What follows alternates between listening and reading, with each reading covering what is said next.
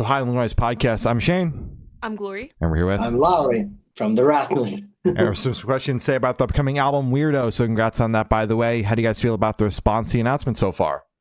Good. It's been really great. I mean, the album is coming out on Friday, but a couple of singles are out, and fans seem to be loving the new, a little bit heavier sound. So I'm glad.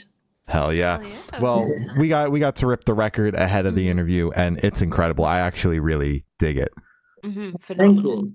Yeah. Thank you. Hell yeah. Hell yeah. So is there any meaning behind the album title or cover art? Yeah, the title Weirdo is a word that's been around like ever since we started a long time ago, actually in 90s. So we've been around for like decades. And that kind of used to be like insult, I guess. Someone would always like, hey, freak, hey, weirdo. Like, and I was really getting hurt, when I was 15, obviously. I was very insecure but I always had my own wicked style.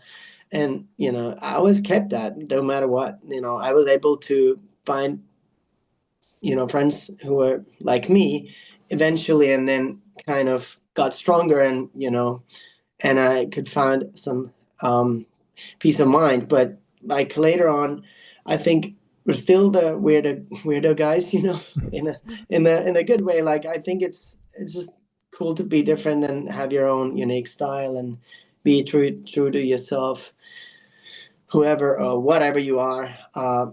And we want to celebrate that and sort of like turn that word upside down, sort of from insult to be something like a compliment. As you should. Hell yeah. And any meaning behind the cover art? Yeah, the cover, actually, it's a picture of a fan of ours. Like, she's a really cool girl. She has like, I don't know, like 500 tattoos and piercings and everything. Like, she's been like a super fan of ours like for 20 years, and every once in a while we see her, and she's a very cool weirdo, right? With a huge W. And like, she's really she really, I knew that she would like this idea. Like, I actually texted her like on Instagram, like, hey, like, we have this idea. I have this idea. Like, I would like to have you on the cover. And like, she didn't have that tattoo yet. And she was like, oh, I gotta get that. So it was like made up. But I was like presenting the idea and the title for her, and she was like, oh, I'm loving it. I'm totally in. And it was nice to have a real fan on the cover. I mean, that's the best thing. And on the other single cover, there's this on the Rest in Pieces single, we have this girl like giving the finger, and that was another fan co-work, so to speak. Like, she is a very talented illustrator, and she has like, I don't know, millions of followers, and I just love her art, and I contacted her, and I knew that she's a little bit of fan, and turned out to be a huge fan. and yeah, and so it's like nice to have our fans doing this together, because more and more time has passed. I've realized like the fans are really part of this band. They are, especially in the live show, like, we're all equal there. It's us, four of us, and then 4,000 of them, or whatever, 400. But it's like we're making it happen together. And it's amazing feeling when you realize that, like, I don't want to put myself anything higher than them, like, they are the ones who keep this thing going. Absolutely. I love that. It's like a whole different level of like fan service and connecting with the fans by like literally bringing them into and allowing them to be part of the art. That's super awesome. So can you tell us a little bit about the writing process for the album? Yeah, well, I usually this will be the 11th album for us. So it's like, I love to work with albums. Like, it just like closes or ends an era, and like, puts an end to it. It's good, like, mentally, to leave that shit behind. And I think it looks back like 3-5 years in my life, or our lives.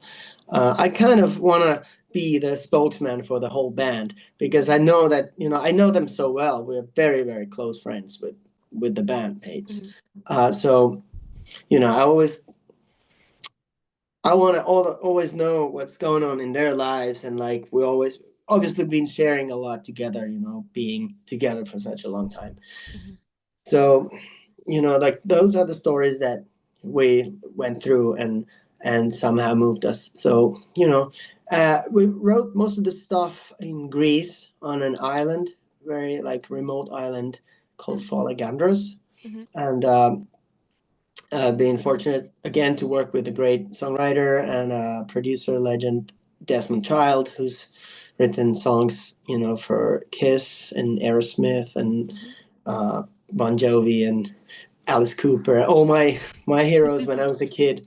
Yeah. You know, I didn't know him back then, but I was just loving his songs without knowing the guy Mhm. behind him. So later in life, he contacted me and wanted to work with me. So I was really taken because I consider us being a small, tiny band, and he is like a huge, mega legend. So I was really taken by that, and he could be working with bigger names, but he wants to work with me. It's a great feeling. He really loves our Nordic sound, and it's interesting like how he's kind of sometimes describing us and me and my melodies or my archetype, and it's he's a great guy to have aboard on board. Mhm. Absolutely, That's that's dope as wonderful. hell. Hmm. So, what song off the album took longest to write, and which one is your personal favorite? There's the song called "Coming for You," which is the final. I mean, the last song on the album, and that one I wrote for my son. I have a 17-year-old son, uh, and I haven't been too much in his life. Like I feel bad sometimes about that, and like I feel I haven't been the perfect father. I mean, I've tried, but I don't think I have succeeded so well. It's a kind of a painful topic, and I never like brought it up or talked with him about this. So I wanted to write this song, and I really spent a lot of time to get it right. And I think it's a really good song. And I played it to him. He was the first to hear it. We were in the car, and I put it on. And like I made you this song. So, and it's like really crazy, like moment there when he was listening, and I didn't expect him to say anything. I actually said like, don't say anything, just you know let's just move on. And Yeah, yeah. it was really like, oh, it was a great moment. And and I'm still in a very good thing with him. Like he's doing great and everything, but still I said sort of like it was like a confession or something Mhm. that I wanted to make. Gotcha. Now, Sweet. like, do you? I know you already shared it with him personally, but like putting a song like that out in the world, is there any sort of extra anxiety or nervousness that comes with like letting that part of yourself out in your art and being so vulnerable? I think so, because especially when I'm a bit sensitive about it myself, if if I would read a review that would totally put it down, and I would be really like, Mhm. but I'm not reading any of those. I just don't. Like, I don't want to get hurt. I don't want to even read the comments on like YouTube. Like, people are so freaking mean. Mhm. Yeah. Like, it's better to move on. I've done my part. Mhm. There's nothing I can change in those songs, and I don't even want to change myself for the next album because someone says something. Mhm. You know, um, it has to be something I really like and enjoy doing, and I want to just keep it like that. Mhm. But obviously, like releasing an album is always exciting times, and I'm quite nervous always that first week start getting response and comments, and even like from my family and stuff like that, my sister. Mhm. Yeah. It's good to hear what they say. Yeah. They've been following very closely. Yeah. Well, staying away from the comments and not reading the reviews is probably the best thing for your mental health because, like you said, people are ruthless. Yes. Yeah. So how'd the track list for the album come about? Did you guys write the opener be the opener, closer be a closer, shuffle around and see what fits? What was that process like?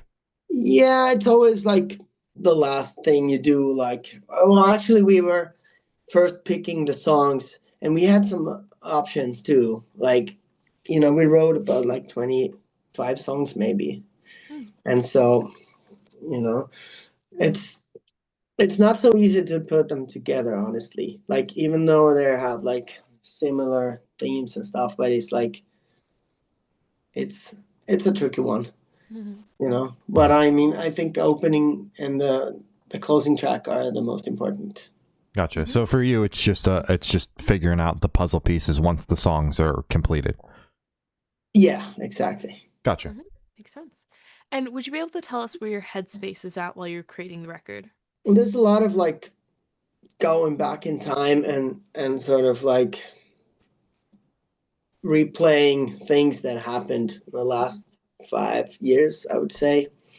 And sometimes it's very exhausting to go back to these memories and sort of like rewind them and but I do a lot of like recordings along the way. Like, I have like million ideas on my phone and like laptop and everything, so it's kind of easy to find them and like go back to these. But usually I get ideas for songs when I'm really down and really broken and beaten, but then I can never write them, I can never execute them. Like, I'm just too exhausted, but then I have to like build myself up again to be strong and happy and like this energetic me, because I have like two sides.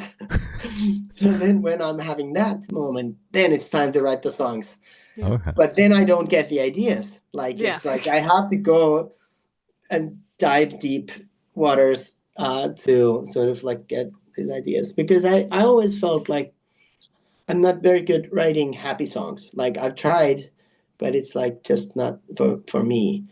And I think that melancholy thing comes from being a Finnish guy, and like that's kind of the not negative, but like this kind of melancholic way of viewing life. And in general, it's not negative. It's something we maybe say positive sadness, like we've been describing our music. Like, it has that, it's like tough, but there's always hope in the darkness or whatever. But like kind of, I think I'm a optimist and positive guy mostly. And like right now, that guy's talking here, but sometimes, there are days or weeks that are really bad. And then, I'm glad I have this band, because like it has saved me so many times. It's like something worth coming back to and taking further and building, and that friendship we have, obviously, it's just like amazing. Like, I think everything in a good band starts from deep within. Like, the friendship, the core is like has to be solid. Absolutely, I agree. Wholeheartedly agree. Well, I'm glad that you continue to have this outlet where you're able to get these thoughts and feelings and emotions out. It's very important, and art's great for that. So how do you recommend your fans to listen to this album for the first time? Should you do in the car with a friend, in the dark with headphones on? Is workout album, party album? What do you personally recommend? Oh, if possible, go on a train trip. Oh, yeah, I love trains. I did that the other day, and I was listening through the album now that it's coming out. I was like, okay. And I was on a train, and it was a foggy morning in Finland, and I was just looking at the forest and like, wow, this is an awesome moment here. And so I could recommend that. Come to Finland, book a train. Right. It's easy as that. Yeah, exactly. And this one should be super, super quick off the top of your head. I want you to describe this album for new listeners in 3 words. No more, no less. Oh my God. This is an easy one. No, should be it should be quick. Oh, It's not easy. Oh my God. I should never stop think. The only word that comes to my mind is chocolate, and it has nothing to do with this album. Okay. No. Are you hungry? Do you eat chocolate when you're hungry? Why not? I would say friendship. I would say 11. I would say Finland. There you go. There you go. Those are good. Fuck yeah. And in that same train of thought, is there a certain feeling or emotion you want listeners to have while going through the album? Positive sadness. Like I said before, that's our recipe. Hell yeah. Love it. Beautiful. And are you able to touch on any particularly challenging or standout moments during the creation of the album, positive or negative? It's always like a roller coaster ride. Like there's a lot of emotional things, and like, you know, even we're good friends, we are so passionate about the music and the songs. We have these fights and arguments, which is telling us that, you know, we're doing something that means something for us. And you know, so I think the highlights were like, we even had this like a pre-production round where we just actually rented a studio in Finland. It's in the countryside, so you have to go there and like stay there. You live in the building. It's like a old like a farmhouse, and there's a beautiful studio downstairs. And like we had this like a camp, so we would go there, just the four of us, before anything else. And we're just playing through the songs, and I was explaining the band, the lyrics, and like really diving deep in the music and like thinking of arrangements. And you know, and then after day of playing, we would go to sauna together and like make dinner together and like, you know, like have drinks. And that's where all the good ideas and a lot of my memories of this album go to that moment. That's so I special. love that. Hell yeah. So for this question, I want you to picture you're on tour, you're at a gas station for a rest stop. What is your snack of choice? Right. I would go for peanut butter. Peanut butter. Anything with it? Just like, you know, like an apple or? I would. Maybe carrot. You know, hell yeah. All right. Yeah. I've never had that before, but that, you know what? I'd try it. Fuck yeah. Great. And on the topic of food, if the band was a dish, what dish would the band be and why? I think like a pizza quattro stagione, like 4 different flavors, because we're 4. Yeah. That's good. Yeah. And for the last couple of questions, going to shift completely away from music and go straight to death row. Boom. So if you're on death row, what would your last meal be with a drink? Licorice. Gotta take it back to Finland. Salty licorice. That's our national food. Hell yeah. All right. And what are you washing that down with? Yeah. Oh, the drink. Let's just go like sparkling water. Bad. All right. All right. And if you could live in one fictional world for a week, where would you live? I would go like I'm a big fan of Miyazaki. I would like to go to the world of the Spirited Away movie. Oh. Yeah, like that a lot. That would be wonderful. Yeah, good pick. Yeah. And I've asked the last question. Every single person I've spoken to have said that it is the most important question. What is your favorite color? From colors, I think green. You have a specific shade of green? Dark. All right. Perfect. That's great. So as I said, that's all the questions we have today. Is there anything that you would like to plug? No, that's been enough. All right. Thanks, guys. Of course. Well, thank you. It's been Lauri from the Rasmus, and we have been the Good Noise Podcast.